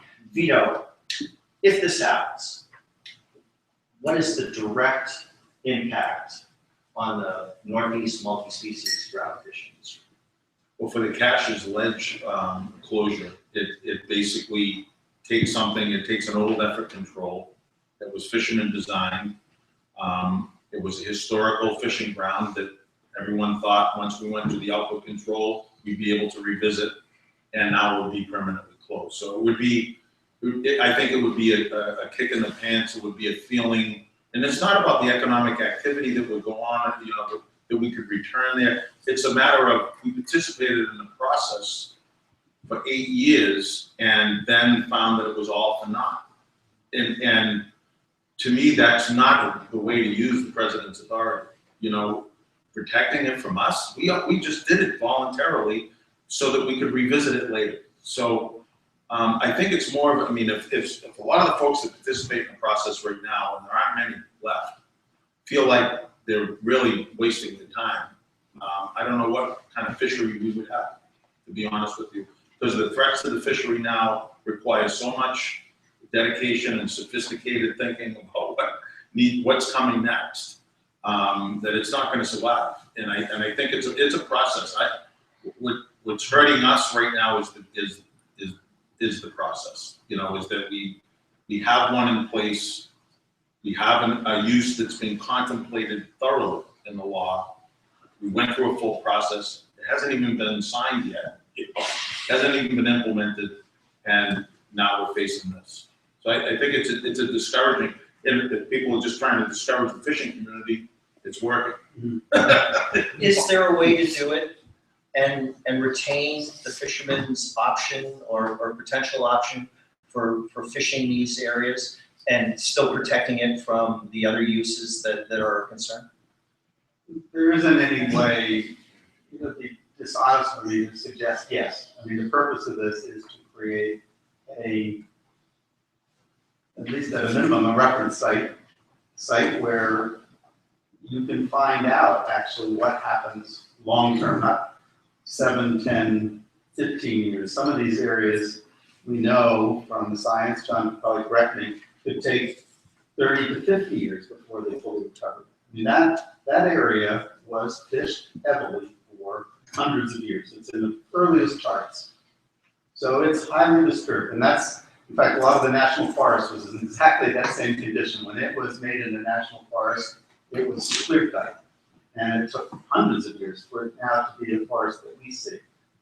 We think it's not a bad idea just to take 1.5% of the Gulf of Maine, that's the most special, and say let's just let it be and see what happens. Why now? John was Because saying. the president's going out of office, and he said he's interested. But I mean, is there also another emphasis in terms of timing? And John was saying that we've done nothing to this point, and now is the time. But where was this idea 10 years ago? Where was this idea 15 years ago? George Bush was the first president who used the Monuments Authority to protect ocean wilderness areas. So in terms of, you know, its evolution, the statute's evolution, it's been a fairly recent event. And, you know, this is that Vito will probably attest to. Certainly our organization participated in this process under the SAC government. And I think from day one, we said we ought to permanently protect Gash's Ledge. I mean, we were never inconsistent about that. We did not even, we didn't know what the White House, this White House, wanted to do with further ocean monuments until just recently. It wasn't our timing. You saw It wasn't great timing. You saw an opportunity. There was an opportunity. The Omnibus Habitat Amendment had stretched out from something that was supposed to take 4 years, I think, to 10 years, and it's still going. So it was, you know, it was like this potential, this opportunity is leaving the station, and we think we have some great sites that a lot of people support. We should advance them now. So there's some designated research habitat areas was part of the, you know, they weren't really that comprehensive, I'll admit, but we supported any place that we volunteered, we're not fishing there. We agreed to these permanent HMAs, right, habitat management areas, that science should be going right in there and start to determine what the benefits are. Now, unless there's another way to use executive order is let's make sure that we actually do that. We're not doing it because during this habitat process, and I'm on the SAC with Priscilla on with the Stellwagen, we've had areas closed for over 20 years. And the research that's out there that's happened in the last 20, even 25 years on these closures to determine the differences between fished areas and not fished areas. Yeah, is it different? Of course. But is it better or worse? No one knows. So there's not even any real studies, any ongoing studies with the time series going on to do that. I think that's, again, part of the process problem is we're talking about let's do something to protect wilderness because, trust us, it's going to get better, but then we're not going to measure it. Close that area because it's going to rebuild cod, but then we're not going to sample it.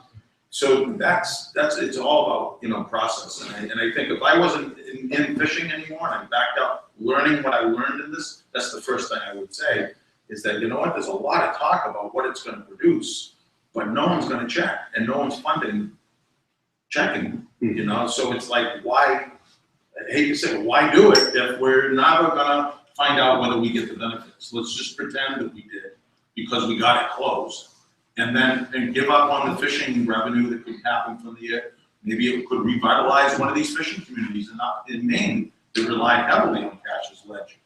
Maybe they would be able to come back if they actually had that area opened again once we get the quotas corrected based on new assessments, right? So closing it is a real issue unless you can determine what the benefit is really going to be, not trust us. But it's interesting that even the council's technical staff, and believe me, Vito, I'm not saying that this was quantitative or hard science, but in the analysis, as they concluded that the greatest social and economic benefits associated with the different alternatives that were being considered for Cash's Ledge was to keep it closed.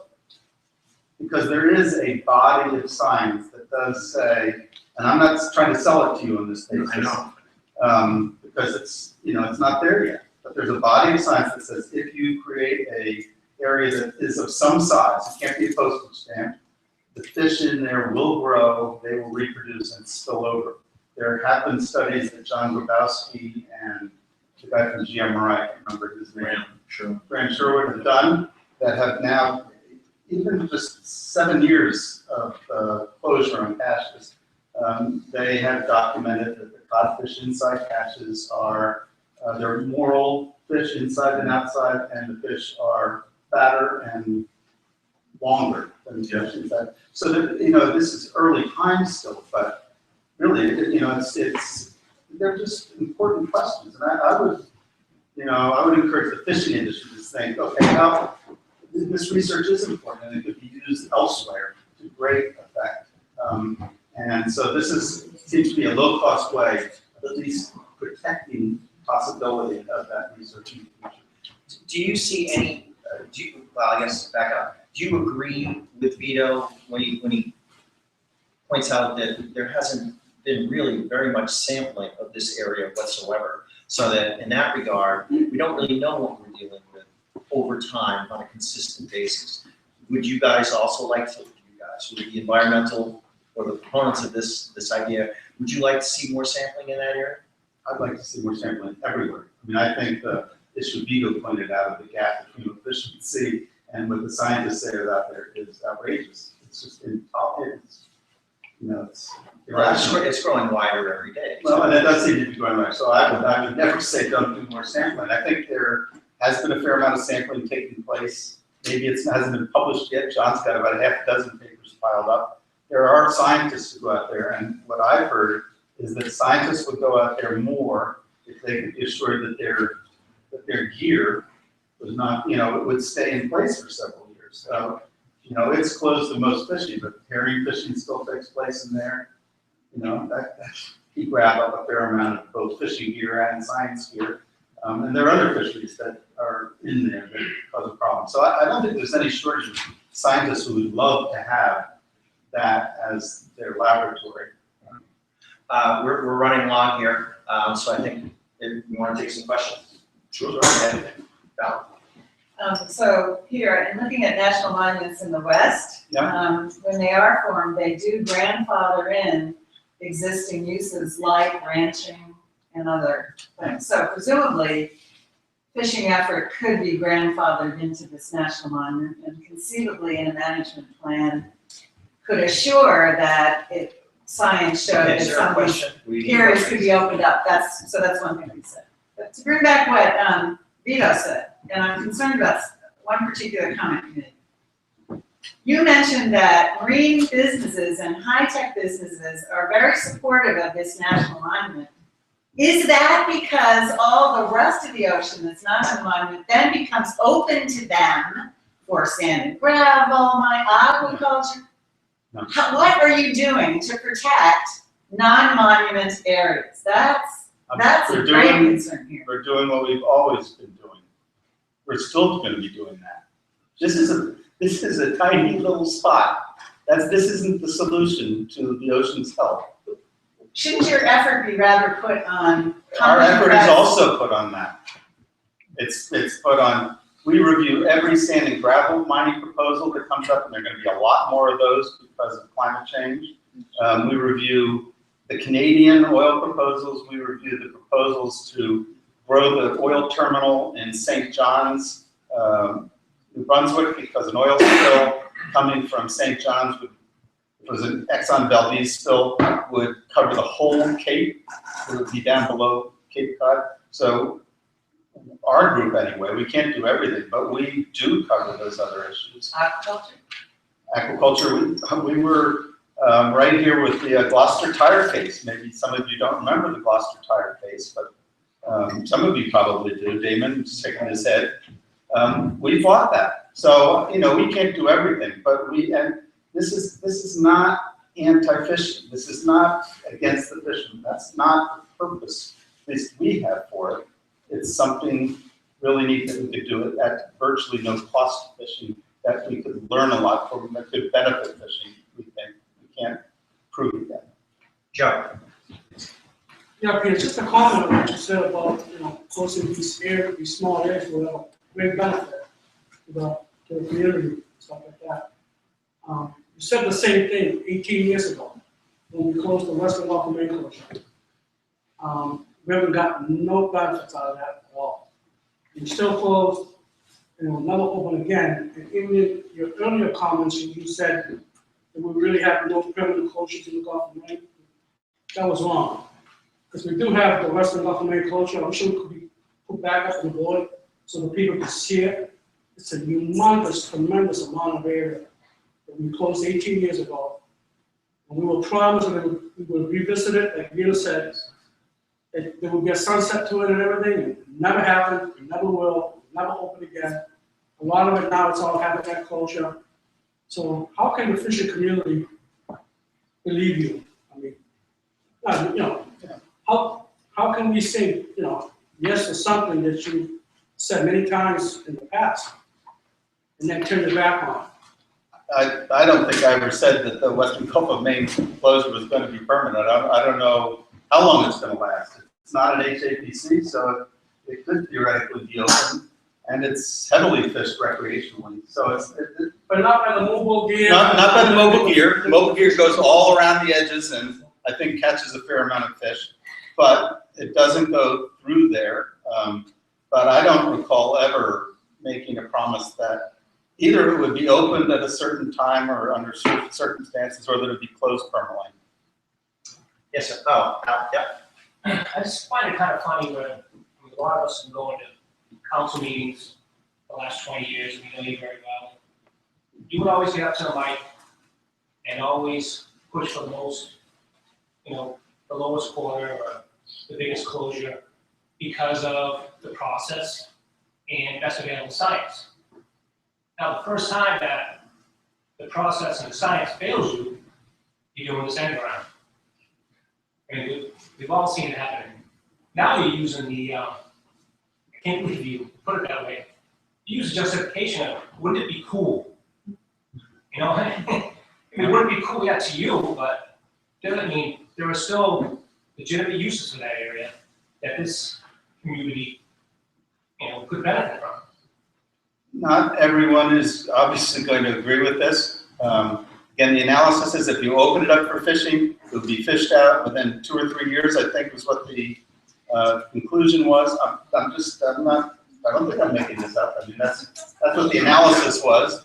And then it would be right back where you were. So, How would you fish out when we have a high tax balance? well, because that's where the concentration of fish would be.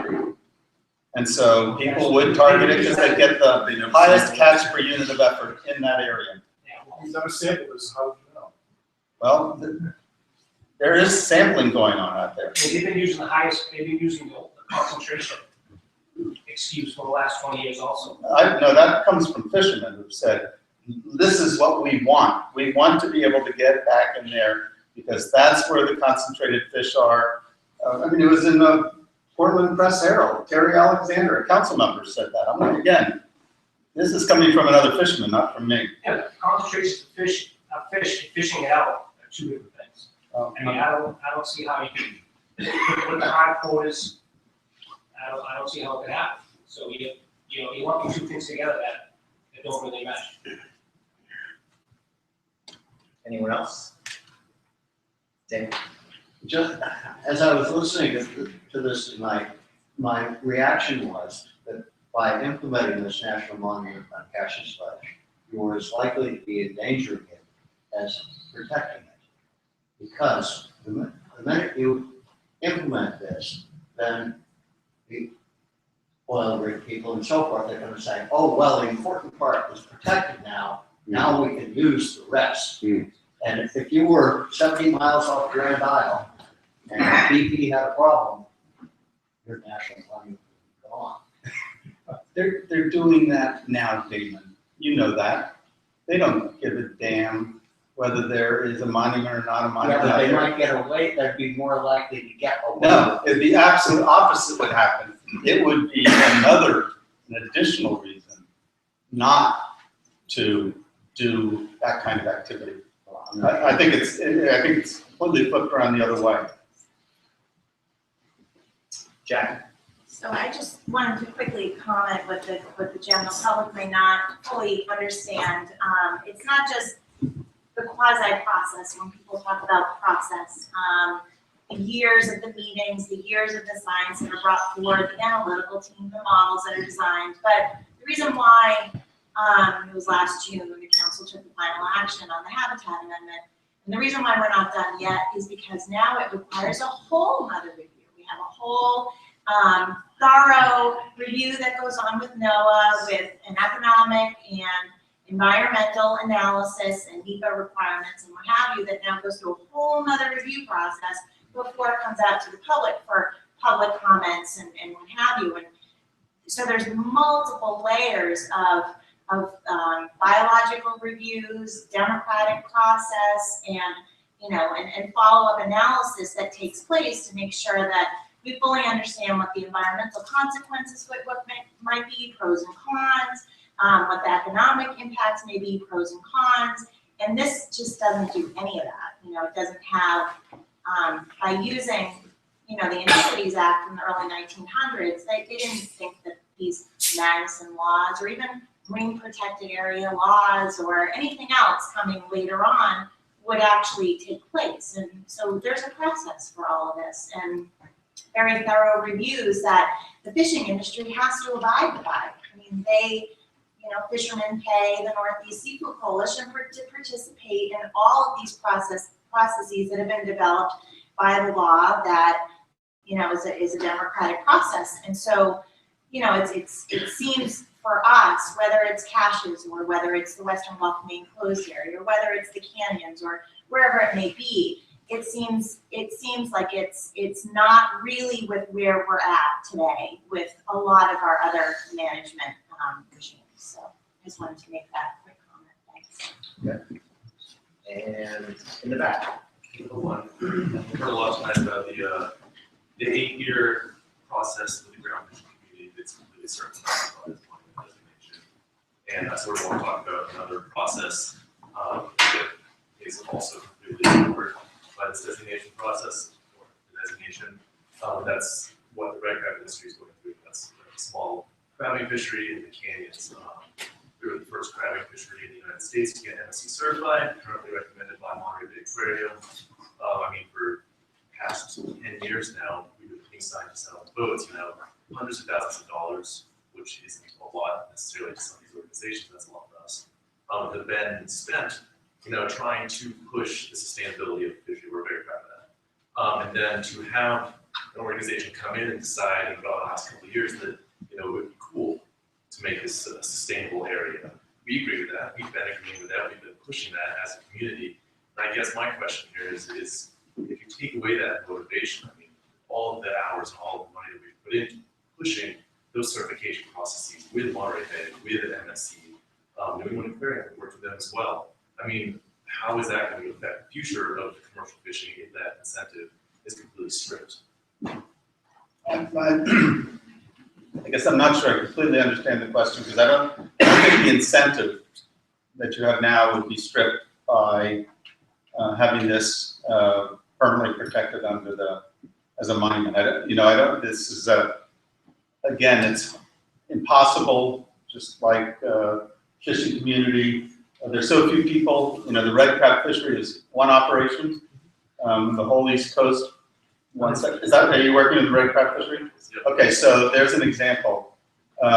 Because there's only one fishing operation, the public, no one in the public can actually understand anything about that fishery because the data is all proprietary and confidential. We know that this potentially involves a segment of the whole shelf that you're now fishing on.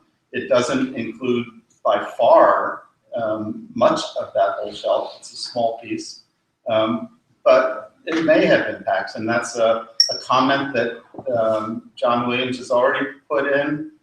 He's articulated, he's got a fabulous fishery that he developed, and presumably he'll continue to make that point through the comment line and other places he has access to make sure the White House understands how this might affect him and people who work for him and the people who want the seafood.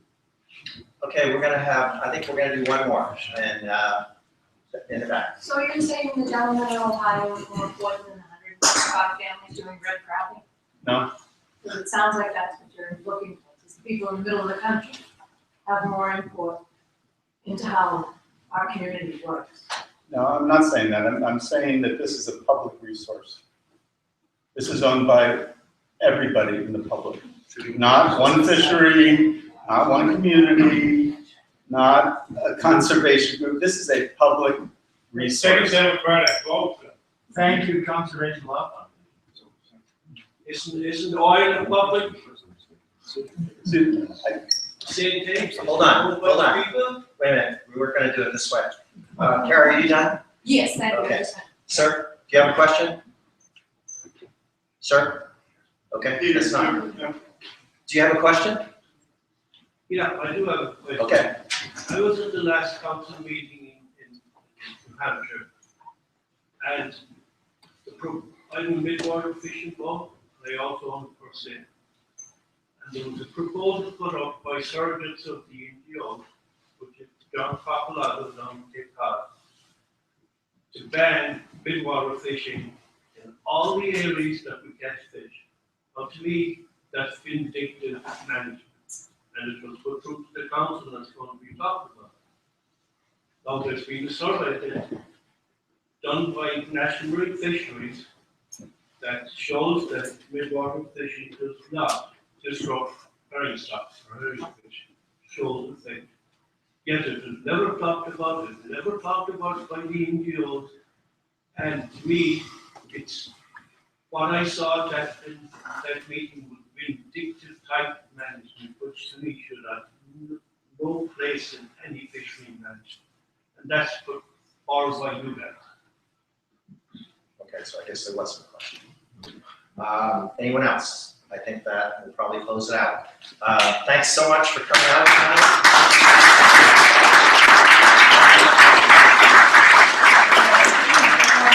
I want to thank our speakers. I thought it was, from my perspective anyways, incredibly informative and really understanding some very complex issues. So thanks a lot for coming out. We hope we'll see you on March 31st.